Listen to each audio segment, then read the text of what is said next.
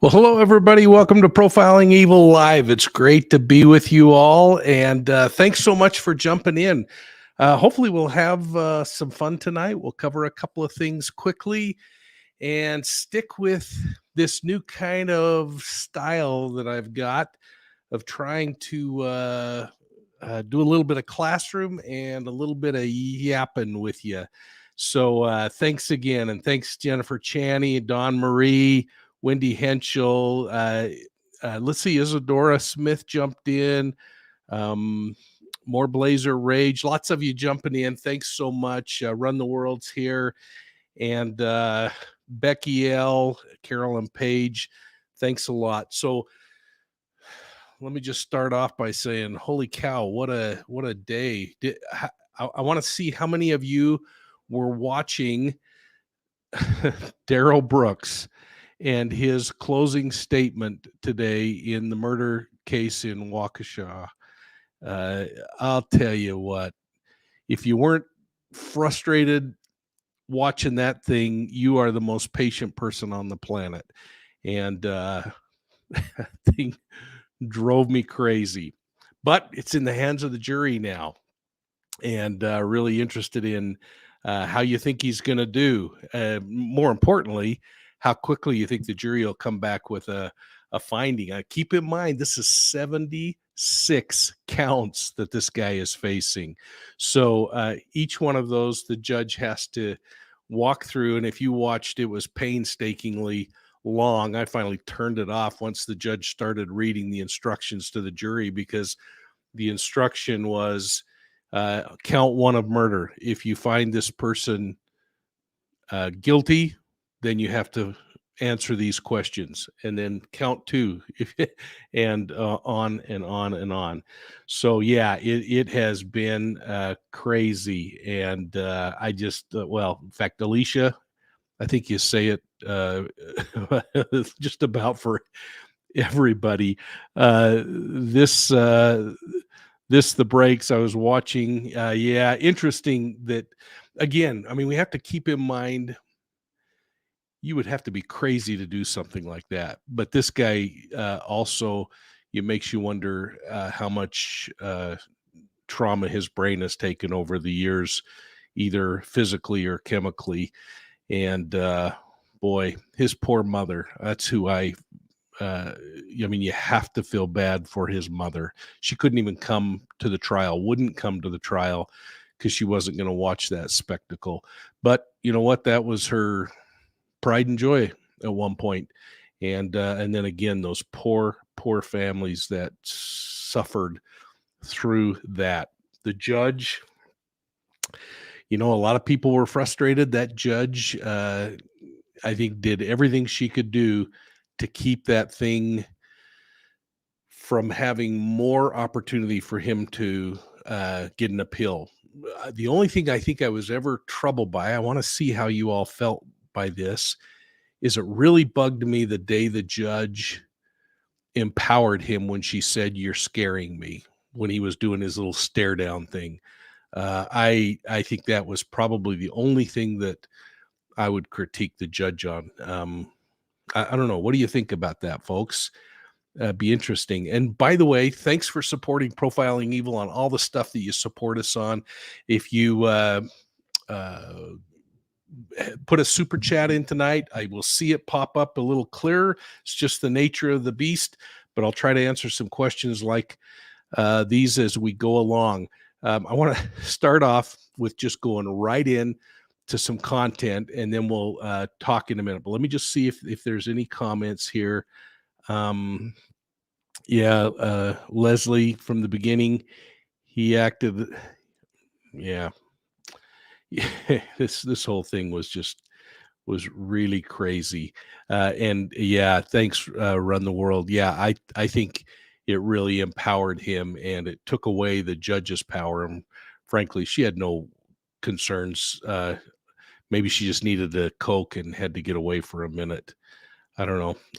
Sensible Crime. Mike has talked about crimes against Native American women. Oh, hey, there you go. She's Sensible Crime is recommending A Walk in the Rain. Yeah. That is a huge problem. We've talked about the indigenous population. Actually, I'll be looking at some things with the indigenous people in Australia in a few weeks when I head over there, and a real problem. Anyway, let's see. Yeah, Betty is saying, yeah, that's how I felt about her comment. He is very intimidating and he has a violent past. Yeah, I guess I got to go along with that, Lorna, but he's not intimidating in shackles and with that jail house staff there to take him down. And frankly, even if you are scared, you don't let him know it. That just, I don't know. That was just the only thing I have critiqued her on. So please forgive me for being critical, but that kind of bugged me. Let's see what Trucker Steve has to say. When and if we're going to get an appeal, do you think Mr. Brooks will want a lawyer this time? Well, if he gets an appeal, he better. Didn't work for Ted Bundy, and I don't think it's going to work for this guy. Margaret says, I didn't see the interaction, but as defiant as he was, yeah, it certainly would have empowered him. Well, so I wanted to talk about a couple of interesting things. First thing I want to talk about is Ethan Crumbley. So get ready. I want to see your questions. And I also want to invite you to jump on with me. So look in the chat. I'm going to put a link where you can jump on and we can talk. And let's do a little exploration on Ethan Crumbley for a moment. It was a really sad day because just as Ethan Crumbley's case, the Pontiac, Michigan youth who shot and killed 4 people at his school was winding down, in St. Louis, another predator entered a school and killed 2 people. He would have killed a whole lot more if it hadn't been for a quick response by police.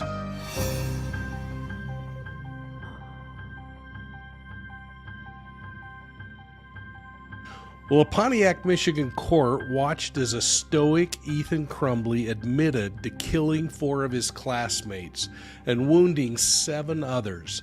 You remember it, he walked into his high school with a 9mm handgun and 50 rounds of ammunition before he purposely hunted and killed his fellow students. The 16-year-old was charged as an adult, and he's now facing life in prison for a myriad of charges. He seemed so dang resolute in his admission in court yesterday as he faced the judge, while family members of the people he killed, students, classmates, sobbed in the courtroom. Every seat was filled, and those people who couldn't fit into the courtroom watched this thing from the nearby county commissioner's auditorium. I want to take a moment and watch the exchange in this video of Ethan Crumbley admitting to murders in this court case. The judge is a no-nonsense judge. Let's watch. Thank you, and good morning to all counsel. Today's date and time set for a pre-trial this morning. How would you all like to proceed? Judge, it's my understanding that the defendant is going to plead guilty to all 24 counts. Thank you. That is our understanding as well, Your Honor. First, we filed a notice asserting the defense of insanity on January 27th of 2022. At this time, we are withdrawing that notice, and we'll be proceeding with a guilty plea. Thank you. And I will let all counsel know you may remove your mask if you're comfortable. Thank you. Please raise your right hand. Under penalty of perjury, do you swear or affirm that the statements you're about to make will be the truth? Yes, I do, Your Honor. Thank you. You put your hand down. What is your name? Ethan Robert Crumbley. And Mr. Crumbley, how old are you? I'm 16 years old. Can you read, write, and understand the English language? Yes, sir. Can you hear and understand me, the prosecutor, as well as your attorney? Yes, sir. Are you satisfied with the advice your attorney is giving you? Yes, sir. And you also have been appointed another court-appointed attorney as well as a legal guardian ad litem. Did you have an opportunity to speak to your legal guardian ad litem? Yes, sir. And having spoken to your legal guardian ad litem, are you still prepared to proceed this morning? Yes, sir. And you're comfortable with proceeding? Yes, sir. You understand that you have the right to have an assistance of an attorney throughout all proceedings, and if you cannot afford an attorney, the court would appoint one for you? Yes, sir. You understand that you will be pleading guilty to count 1, terrorism causing death. That is a felony where you face up to life without parole or a minimum sentence of 25 to 40 years and a maximum sentence of at least 60 years. You may have to reimburse the government for expenses incurred from the violation. You're also charged in count 2, first-degree premeditated murder. That is a felony where you face up to life without parole or a minimum of 25 to 40 years and a maximum sentence of at least 60 years. You're charged in count 3 with first-degree premeditated murder. That is a felony where you face up to life without parole or a minimum sentence of 25 to 40 years and a maximum sentence of at least 60 years. You're charged in count 4 with first-degree murder. That is a felony where you face up to life without parole or a minimum of sentence of 25 to 40 years and a maximum sentence of at least 60 years. You're charged in count 5 with homicide, first-degree murder. That is a felony where you face up to life without parole or a minimum sentence of 25 to 40 years and a maximum sentence of at least 60 years. You're charged in count 6 with assault with intent to murder. That is a felony where you face up to life or any number of years. You're charged in count 7 with assault with intent to murder. That is a felony where you face up to life or any number of years. You're charged in count 8 with assault with intent to murder. That is a All right, we're going to stop there for a minute. I want to bring out a couple of things that were really important. Right at the beginning, the judge gave the defense an opportunity to have two things happen. One is to have the guardian ad litem, that's the court-appointed representative for Crumbley, speak that he understood everything that was going on. He understood what was happening to him. He understood the charges that were against him. He understood what impact what he was going to plea to could have on him. He understood it all. But the other thing that was really important, I don't know if you caught it, and I'm going to bring in one of our viewers here to chat for a moment. But the other thing was they clearly stated we had petitioned the court to get the review and do an insanity plea, that they were going to try to chase the insanity plea, and they withdrew that, which only tells me that they didn't have enough to pull that off. Well, let me bring in Kay here. Kay, how are you? You'll have to. I'm good. There we I'm go. good. Well, great to have you on here. Now let's keep on task with the things we're talking about. Turn off your microphone or your sound on your computer so that you can get and hear me, and you don't get any feedback, or we don't get it because we're hearing it. And Sorry. what the question is. Well, I thought too that he seemed very calm, the Ethan, and I just thought, did you think that he was of sound mind? He really seemed like he was together. Yeah, I mean, he answered the questions directly. He spoke to the judge. He affirmed that he knew what he was up against, and it's going to be pretty darn difficult for him to say later down the road, I was intimidated and scared, because he looked pretty confident there. But keep in mind, this kid's only 16 years old, 15 when he committed these murders. I think it's sad, but I mean, it needs done. I'm just sad that it happened, but yeah. I won't ask you if you think he should spend life in prison or be paroled at some point in his life, probably 40 to 60 years before, which means he'd be close to 75. But I want you to think about that, because we're gonna get back into this, play it a little more, and then that question is going to come up to everybody. But I want to just say thank you for jumping on, and we'll keep moving forward. Did you have anything else that you wanted to cover? No, I'm good. Thank you. Well, thank you. And let's jump back into this. Where you face up to life or any number of years. You're charged in count 9 with assault with intent to murder. That is a felony where you face up to life or any number of years in prison. You're charged in count 10 with assault with intent to murder. That is a felony where you face up to life or any number of years with the Michigan Department of Corrections. You're charged in count 11 with assault with intent to murder. That is a felony where you face up to life or any number of years, again, with the Michigan Department of Corrections. You're charged in count 12 with assault with intent to murder. That is a felony where you face up to life or any number of years with the Michigan Department of Corrections. You're charged with count 13, possession of a firearm and the commission of a felony. I will note for the record that you're charged in counts 13 through 24, all being felony firearm offenses. Thank you so much, Shane. Counts 13 through 24, you face 2 years consecutively with and preceding any term of imprisonment imposed for the felony or attempted felony conviction. You understand the maximum possible penalties you face here? Yes, sir. You understand that the maximum possible penalty you face here on the underlying offenses is up to life in prison? Yes, sir. And that would be life in prison without parole. You understand that? Yes, sir. Mr. Keese, is there a plea agreement? No, Your Honor. Thank you. Sir, did you have an opportunity to review People's Exhibit number 1 with your attorneys? Yes, sir. And this is the plea form that covers all of your rights, sir? Yes, sir. And did you have an opportunity to sign this form? Yes, sir. Thank you. And this form goes over all of your rights. Is that correct? Yes, sir. Now, I want to stop there for a second because this is a really important moment that's coming up here. You're going to see the judge turn to the prosecution and give them a chance to basically question and validate everything that they want to make sure comes out, and that they would have wanted to bring out as evidence during this trial, if it would have gone to trial. And so as this rolls forward, keep that in mind. And folks, again, think about jumping on with me. I don't bite. Cover your rights with you here in court. Sir, if you're please accepted, you will not have a trial of any kind, and you will be given up the following rights. The right to be tried by a jury, and throughout the trial, the right to be presumed innocent unless the prosecutor proves your guilt beyond reasonable doubt. You'll be given up the right to have witnesses against you appear at the trial and to question witnesses against you. You'll also be given up the right to have the court order any witnesses you have to appear at the trial, and you will be given up your right to remain silent during the trial and the right to not have that silence used against you during the trial. On the other hand, you could testify at trial if you wanted to testify. If your plea is accepted, then you'll be given up any claim that the plea was the result of promises or threats that were not disclosed on the record, or that the plea was not of your own choice. Additionally, if your plea is accepted, you may be given up the right to appeal issues that would be otherwise appealable if you were convicted at trial. Any appeal from conviction and sentence pursuant to this plea will be by application for leave to appeal and not by right. A plea means you have a conviction that may be used against you in the future. If you're on probation or parole, these pleas could affect your status. You understand that?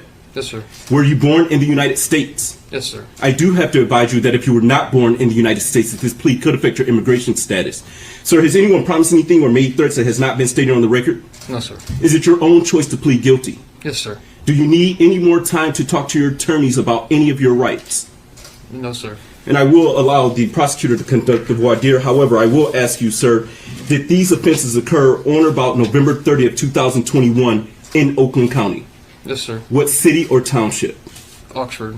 Thank you. People? Thank you, Judge. Sir, on that date, November the 30th, 2021, in Oakland County, Michigan, did you bring a 9mm 6-hour handgun and 50 rounds of 9mm ammunition with you to the Oxford High School? Yes, sir. Did you keep the gun and ammunition in your backpack with you that day? Yes.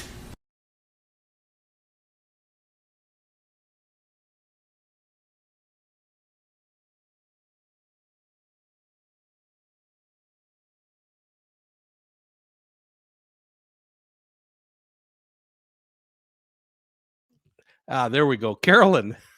Man, this is where I really need the back office. Number one, I don't know if it's a super chat or a super sticker, but thanks so much. And you know what? I don't know what's causing it other than there's so much attention, and people are well, we're going to talk about it a little more when we get into the shooting in St. Louis and some things that the St. Louis shooter said today that just really ticked me off. Anyway, what I guess I'm trying to say is thanks. And Heather, thanks for bailing me out. Yeah, I'll tell you what, managing thinking and turning off the mute button seemed to be more than I'm capable of. So let's jump back into this. Is it true that approximately 12:49 p.m. on that date you entered a boys' bathroom in the Oxford High School? Yes. Is it true that I'm sorry, can you keep your voice up for me? Yes, sir. Is it true that while inside the boys' bathroom, in the stall of the bathroom, you removed the handgun from your backpack? Yes. Is it true that you ensured that the handgun was loaded? Yes. Is it true that you exited the bathroom approximately 12:51 p.m. on November the 30th, 2021? Yes. Is it true that when you exited the bathroom, you began shooting at students and staff members of the Oxford High School? Yes. Judge, for the specific factual basis, I'm going to do counts 2 through 5 and then count 1. Please. Regarding count 2, first-degree murder, is it true on November the 30th, 2021, while you were in Oxford, County of Oakland, you deliberately, with the intent to kill, and with premeditation use a 9mm handgun and shoot and kill Miss Madison Baldwin? Yes. Is it true on November the 30th, 2021, while you were in Oxford, County of Oakland, you did deliberately with the intent to kill and with premeditation use a 9mm handgun and shoot and kill Mr. Tate Meyer? Yes. Is it true on November the 30th, 2021, while you were in Oxford, County of Oakland, you deliberately with the intent to kill and with premeditation did use a 9mm handgun and shoot and kill Ms. Hannah St. Juliana? Yes. Is it true on November the 30th, 2021, while you were in Oxford, County of Oakland, you did deliberately with the intent to kill and with premeditation use a 9mm handgun to shoot and kill Mr. Justin Schilling? Answer. Yes. Could you repeat your answer, sir? Yes. Thank you. Is it true that on November the 30th, 2021, when you committed the crimes of first-degree premeditated murder in Oxford, County of Oakland, that you acted knowingly, willfully, deliberately, meaning you consider the pros and cons of your actions, then you made the decision, after substantial reflection, to commit first-degree premeditated murder? Yes. Is it true that you knew or had reason to know that your choices on November the 30th, 2021, in committing these crimes would cause a substantial likelihood of death or serious injury? Yes. Is it true when you committed these crimes you intended to put students and teachers in fear and you intended to cause panic among the Oxford High School community? Yes. Is it true that your actions on November the 30th, 2021 caused the deaths of Madison Baldwin, Tate Meyer, Hannah St. Juliana, and Justin Schilling? Yes. Regarding count 6, is it true that on November the 30th, 2021, you assaulted Miss Phoebe Arthur by shooting her with a I'm gonna move 9mm through handgun? these. It was your I- intention to kill her. Really thought about whether I Yes. should, but I wanted to Count give 7. respect Is it to true- the victims. But let's Yes. let's go forward. For a counts little further. 13 through 24, Judge? I agree that the court has complied with sub-rules B through D. Yes, Your Honor. You have, Your Honor. Thank you. And if I haven't stated it, based upon that voir dire, I do believe there's sufficient factual basis to support the convictions in counts 1 through 24. With that being said, is either prosecutor or defense attorney aware of any promises, threats, or inducements other than those disclosed on the record? No, Your Honor. No, Your Honor. Thank you. The court finds the plea to be voluntary, understanding, and accurately given, and I accept the plea. And I don't know if you caught it, but there was a really big piece. Okay, we're going to stop right there for a moment. I'm going to bring in Trina. How you doing, Trina? I'm good. How are you? Doing very well. Thanks for joining in tonight. No problem. So is I this, love your show. I love your oh, show. I got to say that aren't right you off the bat. nice? Thank you. So if we were to break the U.S. into 4 quadrants, which part of the country are you from? I am in the kind of northeast. Not Okay. exactly too far northeast, kind of mid Well, northeast. good. Well, thanks for jumping on. Well, what's on your mind, and how are you feeling about this thing as it unfolds? It's just extremely sad. It really is extremely sad. I've sat and watched this, and I'm thinking about my own kids, and of course every parent says it, but my kids are good. They have never caused me any problems. Guns are not a part of their lives, nor would I buy them one. My question is, when do we start blaming the parents? I mean, are they going to look at the parents at all, or Yeah, have they- yeah. So let's we're going to watch a little more of this video, and I'm going to talk a little more because the parents are facing criminal charges in this particular case, and it's going to be really interesting. I saw a couple of people on here, and I really respect the fact that you said I would not buy my kids a weapon. I'm the dad that did buy my kids a weapon, but you know, we don't live in a democracy in my home. There was a gun safe, ammunition was kept in the garage, and the guns were kept in the gun safe, and the two never met unless we were going out to use those weapons and practice and make sure that they understood how to use a weapon. I take a lot of pride in that. Again, I was raised in a family that guns were in the home and used, and of course I spent a career packing a gun, and yet I look at these high capacity magazines that end up in the hands of 15-year-old kids, or today a 19-year-old kid. And I right? have a hard time justifying that. I do too. I mean, like, you know, when we were kids, I remember my dad had a .22 pistol, in the headboard of their bed. And they said, don't touch it. And we didn't touch it. Yeah, I would never do that, and you'd never do that today. But times were different back then, weren't they? Right. Very different. But yeah, I was just wondering about the parents. So, because, it's not just this kid's fault. You can see in his face and his eyes that he is just sad and angry. Yeah. Yep. And that doesn't happen overnight. There's a disconnect that goes on in all of these cases. And once you really start to dig into it, you see that disconnect's happening. I think the case in St. Louis is going to be a case in point of someone who was ostracized in every form and fashion throughout their life. But because you didn't get warm cookies and cold milk after school, does that mean you go out and kill people? Right. I was always supportive of my kids, but I mean, it didn't take food to do it. And it did, it just took a timeline. That's all. It was just There you management. go. Well, thanks so much for jumping on, and thanks for all your support of Profiling Evil. I want to jump in and kind of wrap up a piece of this, and then I'm going to bring on Crime with Megs, and we're going to chat for just a second too. But thanks for being a mom that stayed engaged. You're welcome, and no problem. And thanks for this great show. I learned so much on here. Oh, well, good. I that's my goal, is actually to kind of demystify this thing called profiling, demystify the investigative process, but bring a little reason back into our thinking, because we all get pretty darn mad because police aren't solving cases in the 30 minutes that the crime show does. Yeah, and people need to stop and think, what all can you get done in one day? So there you go. Well, thanks so much, Trina. Have a great evening. All right, you too, Mike. Thank you. See you later. Goodbye. Bye. Piece of news, not outside of the fact that was huge news that he pled guilty. That clearly means this kid's case fell completely apart. Now think about it. He was going for an insanity plea. When that professional got in there and evaluated him, they must have not been able to say that he was crazy when he committed those crimes, those murders. Now he's pled guilty.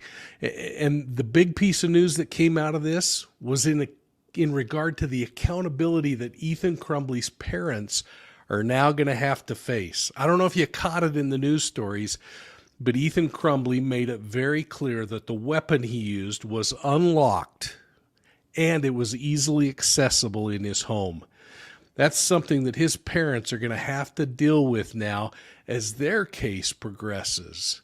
But before I talk about that, I want to just congratulate this Oakland County prosecutor who got a plea without offering any negotiation.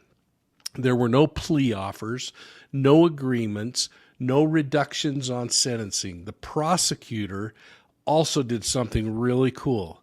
The prosecutor confirmed with the judge that every single student, and frankly every person that was in Oxford High School that day, is going to have a chance, if they want to speak in their own words to the judge and to Ethan and to the community about how this murdering spree affected them.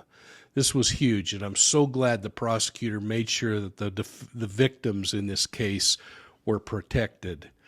Now, before Ethan Crumbley can be sentenced, the judge has to hold something that's called a Miller hearing. These are proceedings that came about after a 2012 Supreme Court ruling that found that mandatory life sentences against juveniles without the possibility of parole was unconstitutional. So they hold a hearing, a Miller hearing, and it's where the attorneys can argue that this young defendant was just a product of a negative home. Maybe the environment was bad. He didn't get warm cookies and cold milk after school. He had bad peer pressure or an inability to know right from wrong. This is where they're going to talk about past criminal behavior and his remorse and his willingness to be accountable for his actions. And I think they're going to try to use what he did yesterday with pleading and accepting responsibility as a sign that he is ready and to be accountable. But while the defense is trying to get a better deal for Crumbley during the Miller hearing, the prosecution is going to be trying to show how egregious this crime is and why Crumbley should stay in prison for the rest of his life. Now, that hearing is going to occur on February 9th. And this is where I want to swing back. It's about the same time that Ethan's parents, James and Jennifer Crumbley, are going to be facing involuntary manslaughter charges related to the 4 school deaths that occurred. So here's my question for you. So how do you feel about Ethan Crumbley getting life without parole or getting a chance at freedom? It's going to be a long time, but if he doesn't get life without parole, this kid could get out when he's 50, 60, 75 years old. I want to hear your comments. I want to read your comments. And frankly, I want to hear from you since we're doing this live. So I hope that you'll get the link below and jump online with me and let's talk a little bit about your feelings. Or I'm going to be reading them in the chat here, and I hope you'll be responding back and forth to each other. All right. So, folks, Crime with Megs is here. We're going to jump on and welcome her in. How you doing? And can't hear you if you're talking, so you'll need to fix that part of it. Can you hear me now? There we go. Now we're in. Thanks for calling in. Nice to hear from you. Should this kid get parole or should he stay in for life? It's tough because he's so young. I think that he should stay. I think he should stay in for life because by the chance it came to him getting parole, he would be so institutionalized. I mean, he'd be getting out at like 60 or 70 years old, not knowing a thing about the world. So, that could be scary in itself. Yeah, it's really interesting because a lot of inmates that spent the majority of their life in prison are terrified to come out. I remember if any of you watched the Netflix series Under the Banner of Heaven, did you get to see that one? I did not. It was about the Lafferty brothers who believed that God wanted them to sacrifice their sister-in-law and her 14-month-old baby, Erica. It's a case that I actually interviewed the predators in this case, literally hundreds of hours. Dan Lafferty, who's still sitting in prison, his brother died in prison. On one particular occasion, I loaded him up in an airplane and flew him to Phoenix to speak to a group of about 1,000 investigators on the process in ritual crime that these offenders go through. And just the act of moving him from the basement of, and he was locked down, so he got out of his cell for an hour a day. So he spent literally 30 plus years in down in the hole. Just the process of driving him to the airport made him so physically ill that we had to make sure he had Dramamine and other things because he just was having sensory overload. But anyway, enough of that. What's your question?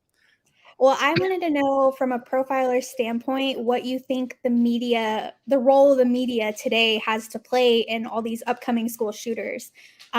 Because like Ethan stated, he really looked up to Dahmer and Hitler and stated, if you're going to die, you need to go out in a way that you're going to be remembered.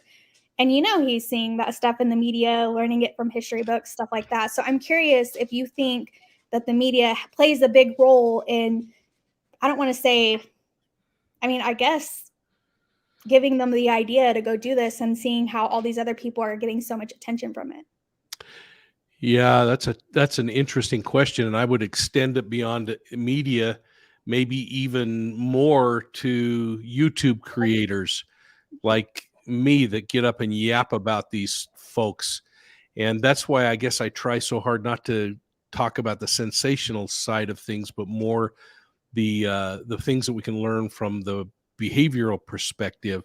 I think media has done a great job of minimizing who the offender is. There's a point in time where you have to announce who the offender is. There's a point where we're all going to know who the offender is when it gets to court.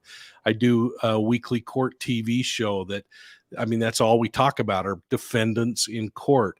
It's aggrandizing that defendant. If you're talking about them, I like to look at it more like, no, it's showing the world what pathetic souls they are and how they're mind is so broken. But it's a good question, and I don't know the answer. People in the chat tonight have been saying, why are we putting the name of this offender up? And I don't have an answer for that outside of the fact that it's important that we also do that. So interesting. I don't know. What are your thoughts? Yeah, well, I really liked whenever they were trying to decide if he should be in juvenile or, in county jail. The prosecutor got up and like one of the first things she said was, we're going to be calling him by the defendant because we don't want to idolize his name, And I like that approach. I think that, I don't know, I think that should be more normal. Like maybe we don't know the shooters by their names. We just know them by the horrible action that they committed, It's hard. Yeah, that's a tough one. Everything's media. Yeah, it is. Well, folks, weigh in here and let us know your thoughts on that. And thanks so much for your support. I really appreciate it. And hope you'll jump back on again sometime. Yeah, of course. Thanks for having me. Thank you. Have a nice evening. Well, folks, this is kind of fun. I hope it's fun for you.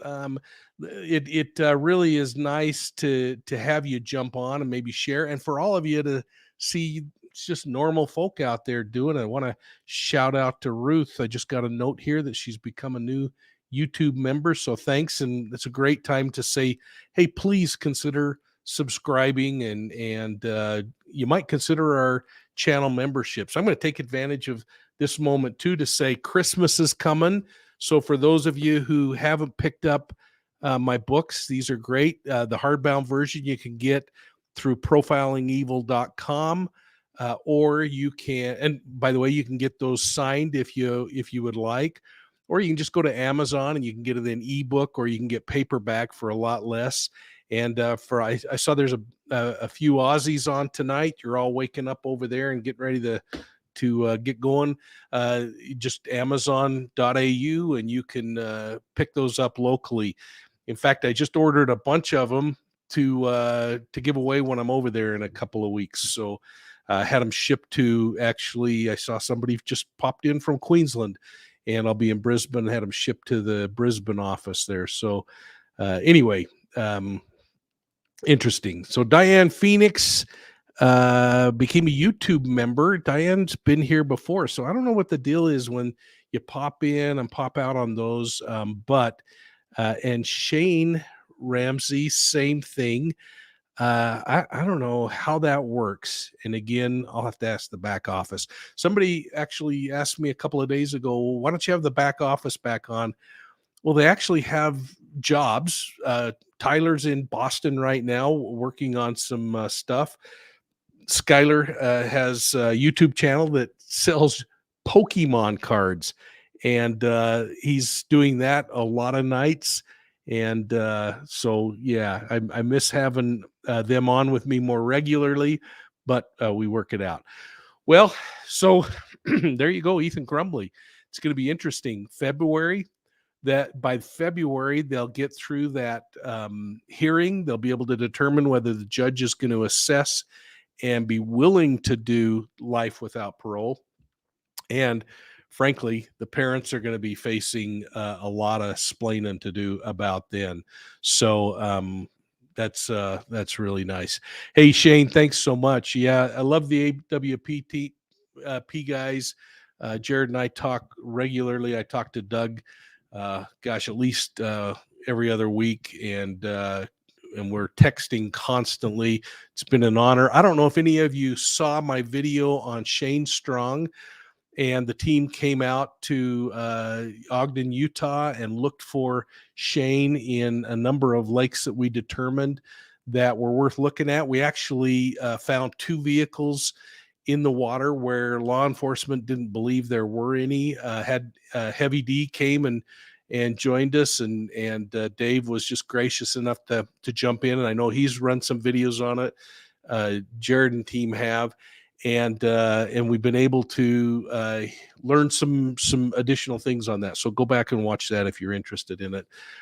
So anyway, Let's jump into the next case that I wanted to cover tonight, and we'll chat in a moment.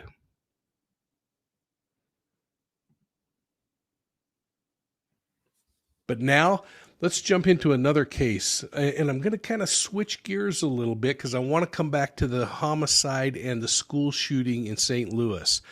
But first, I want to talk about Quinton Simon. And I've heard it now said Simone and Simon. In fact, this news media report that we're going to refer to keeps saying Simon. I heard specifically Simone. So frankly, weigh in. Tell me what that is, would you? But this little tyke has been missing 3 weeks. And the craziness in his case is going to just leave you scratching your head. I know it sure has me. And in fact, it really has me wondering what police know and what the mother isn't saying. I mean, she's saying things like, my life is in limbo, just like everybody else. Well, you know what? You're not alone, Leilani. We're all kind of in limbo, but I think you have the answers. Now, Leilani Simone, or Simon, is waiting for police to prove whether she had something to do with the toddler's disappearance. Police aren't pulling any punches, though. I mean, they are calling this thing a homicide, and they say that Leilani is the only suspect. We're not talking a lot about the dad to this child, who's now been proven through DNA from everything I've been able to read. But boy, I'll tell you, he is not hanging around and supporting her, is he? Now, she's also saying that she hopes, this is Leilani, she's saying she hopes that her son is going to be found happy and alive, publicly theorizing that somebody must have kidnapped the child, maybe because they couldn't have one. I mean, this is really working on her. Well, meanwhile, police are methodically searching the landfill.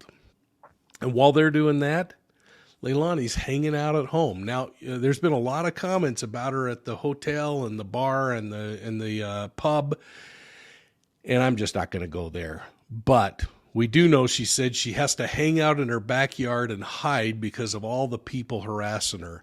And folks, I've heard a few creators say that's not a bad thing to go stand out there. Personally, I wouldn't do it, and I just don't think it's the right thing. Let police do their work. This family knows that the community's upset. Anyway, Leilani says she's not running and she's not hiding. And then she went as far as telling the media that she's going to take herself to the police station if police determine she's at fault. Well, if they determine she's at fault, why on earth didn't she just go there? And what do they know that would tell them she's the only suspect? Good evening, and thanks so much for joining us for the news at 6. I'm Dawn Baker. In a WTOC exclusive, Leilani Simon, the mother of missing Chatham County toddler Quinton Simon, is speaking out tonight for the very first time since he was reported missing nearly 3 weeks ago. Chatham County Police and the FBI believe Quinton is dead and are actively searching a local landfill for his remains. Police say Leilani is the only suspect in his disappearance as well as his death. And tonight we have team coverage with our Shay Schrader and investigative reporter Max Dieknike. We begin with Shay, who joins us live outside of the Simon home. Shay, what did she talk to you about? Leilani and I spoke about a number of things, including what she remembers from the morning she first reported Quinton missing to what life has been like as the days have gone on, still with no sign of Quinton. I talked to Leilani as well as her mother, Billy Howell, who were both just distraught over Quinton's disappearance. They say they've been harassed in the days and weeks since Quinton disappeared, but Leilani wants everybody to know that she's not running away. I'm here. I've been here every day since this. I am not running and I'm not hiding. And if something does come up that I am at fault, I will take myself to that police station. Chatham County Police have repeatedly said that though they've named Leilani the prime suspect in her son's disappearance and death, they don't believe she's a flight risk. Leilani says that she and her mother, Billy Howell, spend their days in the backyard of their home because it's too difficult to be inside with reminders of Quinton and the fact that he's gone. Every day that goes by is less tears and more anger, not knowing what's happening, if that's even understandable. You wake up every day angry, hoping that you're going to get a phone call, and that phone call just doesn't come. CCPD and the FBI haven't released many details in the case and haven't said why they believe Quinton is in a landfill. Police say they're doing that to preserve any potential court cases down the line. Leilani and Billy tell me that they get their new information about the case from watching the news and that they feel all they can do now is hope. We want something great to come out of this, but mostly we want him not to be found in that landfill. We want him found happy and alive. We want him back in our arms, holding us. That's what we want. We're just hoping that he's in somebody's house and they're feeding him, and they are hoping that, you know, maybe they wanted a baby or couldn't have a baby. Maybe they thought they were his savior. But it's not. That's their best hopes at this point.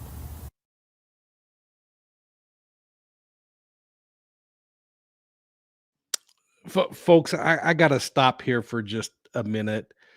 How many of you are thinking if you were in that position, you'd be giving these scenarios? I mean, it's just something I find all the time so interesting that people throw everybody else under the bus, including the family who can't have a child, and so they've kidnapped this thing. Tracy, what EC did was horrific, but that kid was screaming out for help, and his parents gave him a gun. Yes. So yeah, we were. I'm sorry. I was thinking so. I was so focused on Quinton's case that I wasn't following. Yeah. I'll tell you, these are so dang frustrating. And Tracy, thank you so much for that kind donation. That's really helpful. Anyway, yeah, I'm just looking at some of your things here. That's quite a performance. Poor grandmother. Yeah. And you know what? I mean, that's a role of a parent, is support your children. Again, there was no democracy in our home. Support meant go tell the truth and let's get you a good attorney if that's the case. So yeah, I don't understand a lot of this clearly, and heck, who knows if I should. Well, let's watch this for just a second longer.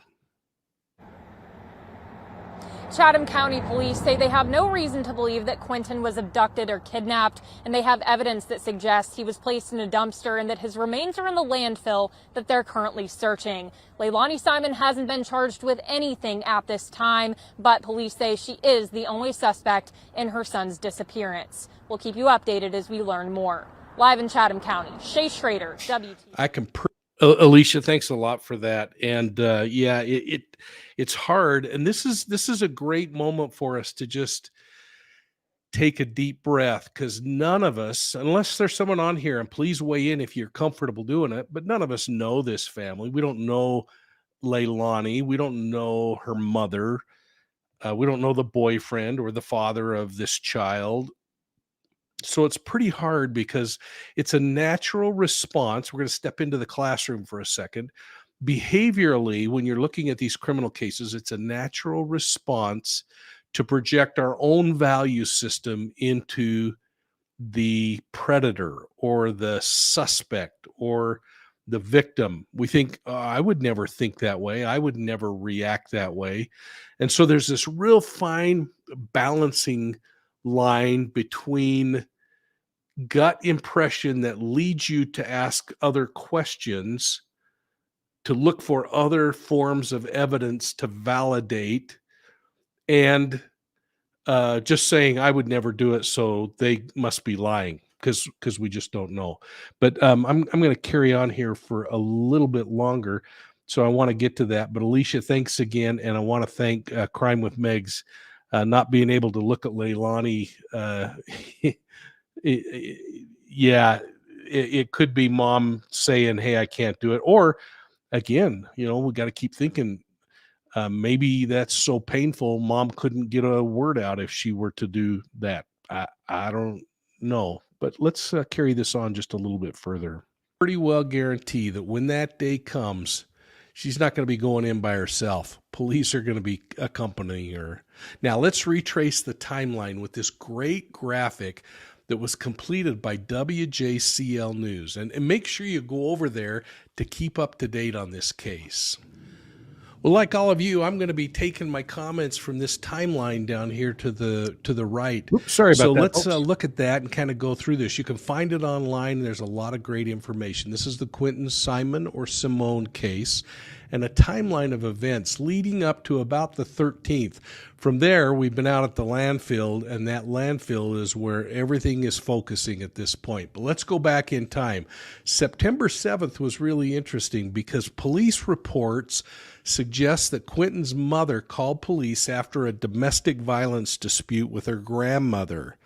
Now, Quinton's mother didn't press charges, but Quinton's grandmother told police on scene that she was thinking about kicking out the daughter and her boyfriend. Things just weren't working out. By September 8th, Quinton's grandmother, Billie Howell, had fired the paperwork to evict the couple. So things were starting to happen, and clearly things weren't that great in the relationship that was going on. By September 26, Leilani Simone received this eviction notice that the grandmother threatened. So they were getting booted out of the house, and I'm sure the pressure was increasing. Took them to September 28th, where a Chatham County judge ordered Quinton's mother, Leilani, to start paying child support for Quinton and his older sibling. Now, Quinton's grandmother had the sole custody of both children, and the order came exactly a week before Quinton disappeared. This is really significant because, again, we see these precipitating stressors coming on. By October 5th, this is when everything hits the fan. The boyfriend leaves early in the morning, and remember, there was that mysterious text to the babysitter saying you're not needed. Quinton is last seen at 6 a.m. by the boyfriend. At some point that morning, Quinton's grandmother says that his mother, Leilani, called off the babysitter. Now, we're hearing reports that that was actually about 5:30, and there are questions of whether that was on the boyfriend's phone, where it usually occurred, according to many reports, or somehow that Leilani does it. But the babysitter is called off, and by 9:30 that morning, Quinton is reported missing. So that pushes us to the next day, October 6th, where police confirm that they're getting a search warrant and they go to Quinton's grandmother's home. That's where he was living, if you recall. And there they conduct this search. Now, the following day, October 7th, rolls around and police release a tip line for Quinton's case. At this point, Chatham Police Chief Hadley says they're still searching for the child, and they don't think that foul play was involved. So they're getting some information that's leading them down a different pathway for this discussion. By October 10th, police are out in the house again searching, and this time they drain the family's swimming pool in the backyard. Now, this local news channel, WTOC, learned that 40 FBI agents assisted in that search and took part in this thing. So police are serious. They're taking this thing serious. From the get-go, they've been moving on it. By October 11th, they announced they've seized enough evidence to cause them to believe that this is a homicide, a criminal investigation, and it's then that the focus starts turning to Leilani. By October 12th, Chatham Police and the FBI notify Quinton's family that they believe the child's dead. This is a big deal. So what was it that they found forensically? Was it fluids? Was it something else? Or was it an admission or a confession or an eyewitness? There's a lot of stuff on this one that we just don't know. Leilani Simon is named as the prime suspect in this child's disappearance. By October 13th, police are holding that news conference that we all watched with the FBI, confirming that Quinton's body hasn't been found, but his mother is the only suspect in the case. No arrests have been made, and this frustrates a whole bunch of people who are wondering why. Now, from there, things evolved and took us to that landfill where police continue to search day after day. We're now hearing reports of DNA reports coming in on Quinton's father, confirming he is the father. And we're seeing Leilani come forward with statements that she's making in the press. This thing is heating up and getting interesting. But here's what I'm interested in. What are your thoughts on this one?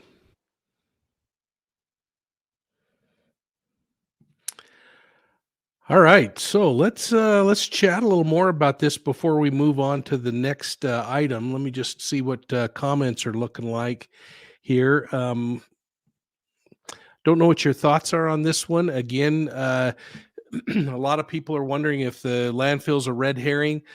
I think the police department probably had a lot of really good evidence. They probably have forensic evidence. I wonder if they have eyewitness, maybe some CCTV from Ring doorbells and other things in the neighborhood, something that validates that that particular dumpster went to that portion of the landfill, and they're searching that particular place in the landfill. And look at they're spending $250,000 plus on this search. That police chief, I think, has something that is pretty darn compelling to be there. And I'm going to be surprised if it's a red herring, but think about finding a body or even parts of a body or other physical or forensic evidence in a landfill. What a challenge that is. So even knowing that it's the landfill, when you look at those images, that is such a huge thing.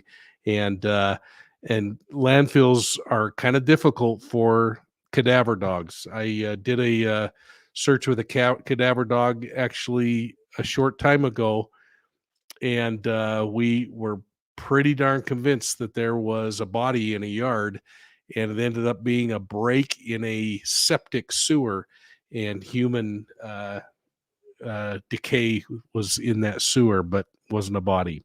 So anyway, let's see. Karen, hello, and hope it is helping. This one's going to be interesting. I think we're going to see an arrest come. I think my personal impression is, as I listen to this thing, that Leilani has probably shared information that is an attempt to minimize her role in the entire thing, which has led police to where they looked at the dumpster and went to the dump itself, and police are just trying to tie up all the loose ends. But I could be wrong in that. Hey, folks, thanks so much. You're all just so kind on the financial support you're given tonight, and I hope you're considering the books. Now, I want to take some time and move into a discussion on what happened in St. Louis today, and this will be kind of limited, but I've got some, I think, really good stuff from the press conference that came out too that might be helpful for you. So let's move into that.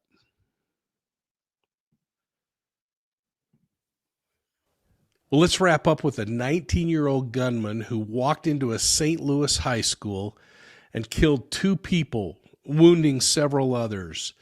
He walked in with a semi-automatic rifle and more than 600 rounds of ammunition. He was backed up by a dozen plus high-capacity magazines. Those are magazines that are holding 20 or 30 bullets in them, or maybe more. He was packing all of this ammunition, but thankfully his reign of terror was brought to an end when he died in a gun battle with police. Now, this killer left a note saying that his struggles led to this perfect storm for a mass shooter, saying, quote, "I don't have any friends. I don't have any family. I've never had a girlfriend. I've never had a social life. I've been isolated and a loner my entire life," close quote. Well, you know what? That's really tragic. But it isn't an excuse to kill people. Now, police are crediting their quick response and locked doors for that low loss of life, remarking that the shooter didn't get in through a checkpoint. But they're leaving me wondering, then where on earth did he get in? And undoubtedly, while many lives were saved, A teacher named Jean Kuska, and I hope I got that right, and her 15-year-old student Alexandria Bell were gunned down in this attack. Let's watch a portion of this police press conference and then chat a little bit about it. Thank you. Good evening. Just wanted to take an opportunity to provide you with some information. I know the community wants to know what's going on, what happened, how this can happen in our community, and you're the means by which we put that information out. So today, and I've got some approximate times from our communications division, at approximately 9:11 a.m., the call came in for an active shooter at the high school. At 9:15, officers arrive on scene and make entry. At 9:23, the officers have located the suspect and begin engaging him in a gunfight. At 9:25, the call comes in for the suspect being down. At 9:32, he's secured, and at 9:52, the building is cleared with an initial sweep. That sweep was followed up by the SWAT team, again by the bomb dog, and then some others. After that, we allowed our investigators and our evidence technicians into the building. But we wanted to make sure you were aware of the timeliness of the response. I can't say enough how well the officers did, getting there on scene as quickly as they did, making entry, locating the suspect, not just by hearing the gunfire, but by talking to kids and teachers as they're leaving, getting some idea based on a description of where they last saw that suspect, so that they could take some kind of action to stop that threat. Our victims, the two decedents, one is a 61-year-old white female. She was transported and pronounced at a local hospital. The second is a 16-year-old black female. She remained on the scene, was pronounced there. The third is a 16-year-old black male, suffered a gunshot wound to the leg. He's in stable condition at a local hospital. The fourth is a 16-year-old black female who suffered a graze wound to the leg and is stable. The 15-year-old is a black male. The fifth victim, a gunshot wound to both hands and his jaw. He's stable. The sixth victim is a 15-year-old black male who suffered a gunshot wound to an arm and is stable. The next victim is a 15-year-old Hispanic female who suffered abrasions to her face and her knee, and she's stable. The next victim is a 16-year-old black female with a fractured ankle, and she's stable. And the last victim is a 15-year-old black male who suffered abrasions to his face, and he's stable. The suspect in this incident is Orlando Harris. He's a black male, 19 years of age, and graduated from the high school last year.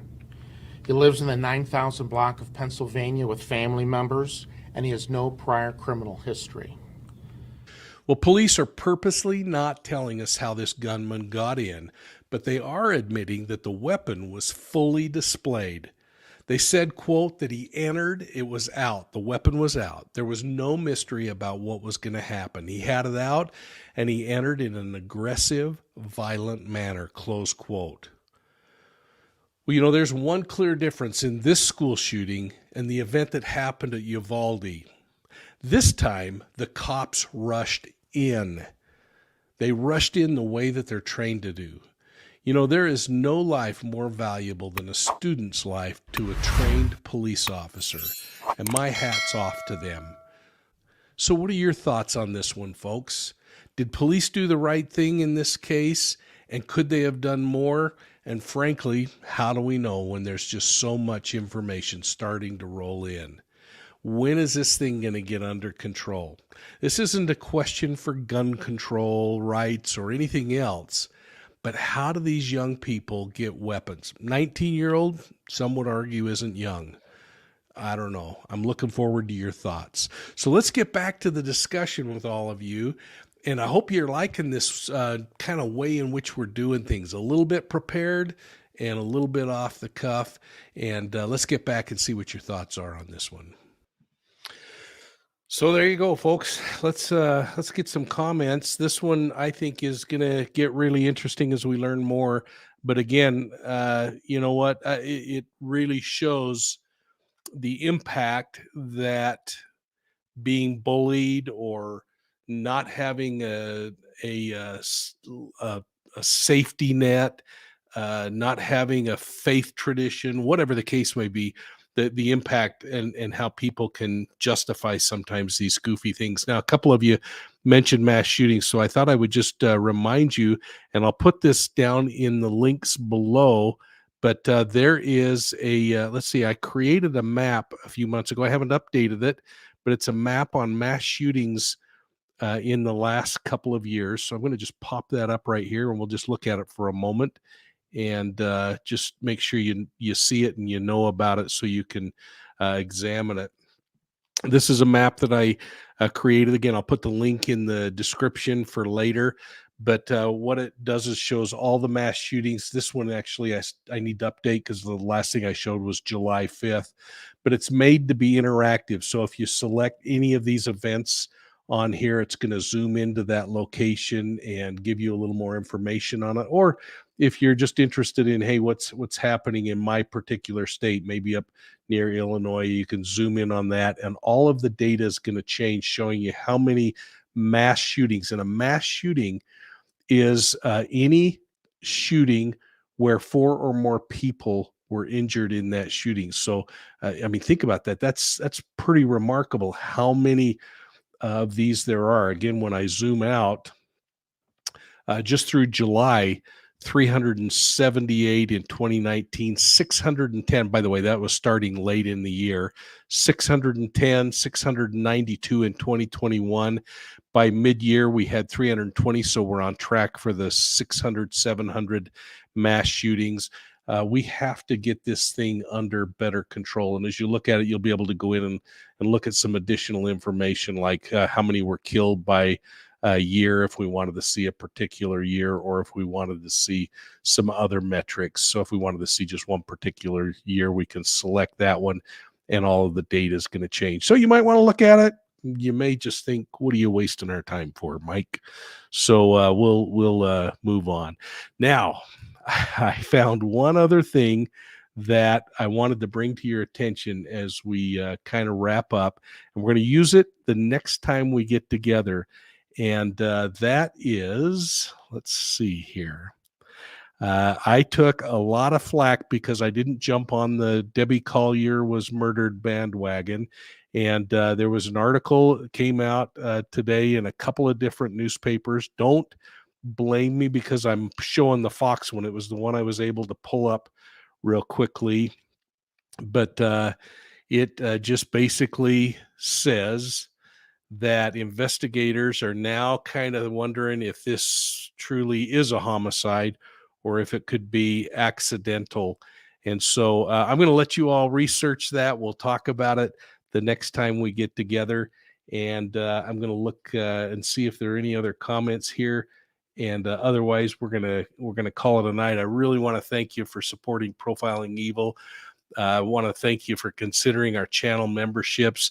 The Academy stuff never does really well on online for some reason. Go over to our content page and look up the Academy, because there you're going to get everything that I talk about on a periodic basis. Today we're talking about the different risk levels that offenders take. And so it's a way to get a little more information. And frankly, hopefully you're considering our channel memberships and giving us that financial support that way as well. It's been fun being with you tonight. I hope you all have a safe week, and I'll look forward to when we get back together. And thanks so much for your support of Profiling Evil. We'll see you all soon at the next crime scene.